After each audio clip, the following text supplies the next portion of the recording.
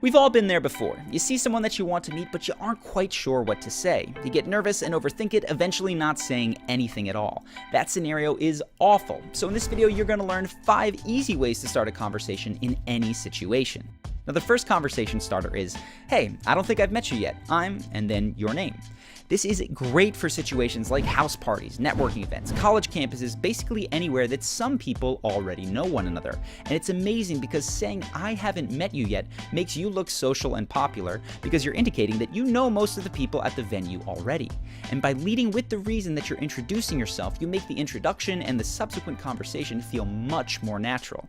Now the second conversation starter works best in situations where people aren't necessarily expecting to meet strangers, like a coffee shop or a grocery store, which makes it a great tag team with the first one. And it's, hey, I know this is totally random, but followed by anything that you notice about the person. For example, hey, I know this is totally random, but I saw that you're wearing an Eagles jersey. Are you from Philly? Jerseys and hats with logos are particularly nice because most people have strong feelings about where they grew up or where they went to university. And because this conversation starter acknowledges the randomness of the situation, it stops you from coming across as a weirdo. You show that you get the social norms and are simply confident enough to bypass them when you have something to say and you really want to meet someone. Now our third conversation starter is the tourist technique, and it's great for any time you find yourself somewhere new, whether that's a country, a part of town, or simply a new bar.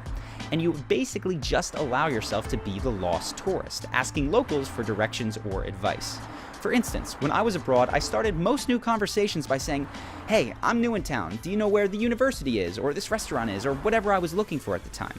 Similarly, if you're out at a new bar or restaurant, you can ask the other patrons, hey, I'm new to the area, do you have any recommendations for fun things to do around here? By saying that you're new to the area, you are way more likely to get a long, helpful answer that can lead to a real conversation. And it also invites questions like, well, where are you coming from, that allow the conversation to develop further. Now the fourth conversation starter is the Ben Franklin, and here you're starting the conversation by asking for a small favor. So for example, at a coffee shop, office, or classroom, you can ask someone to watch your stuff for a second while you go somewhere. Then when you come back, you can just simply say, thanks so much, by the way, I'm, and then your name. Now you're in conversation.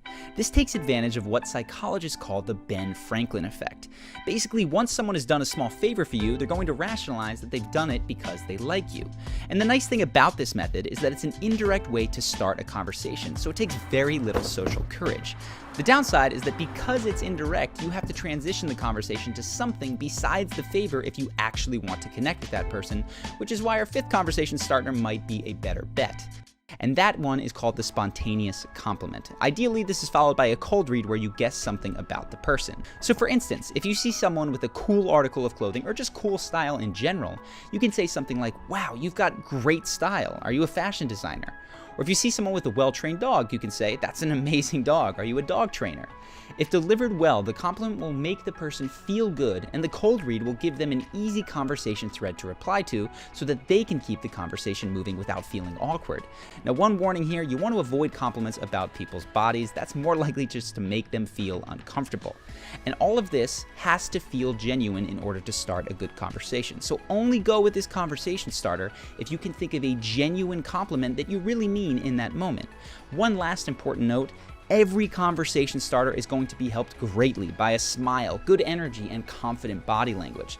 That is what makes people want to talk to you before you even speak and makes the conversation flow much more naturally after the starter.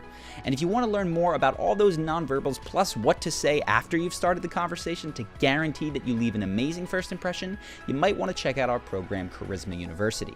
Charisma University is a step-by-step program guaranteed to make you more confident and charismatic in just 30 days.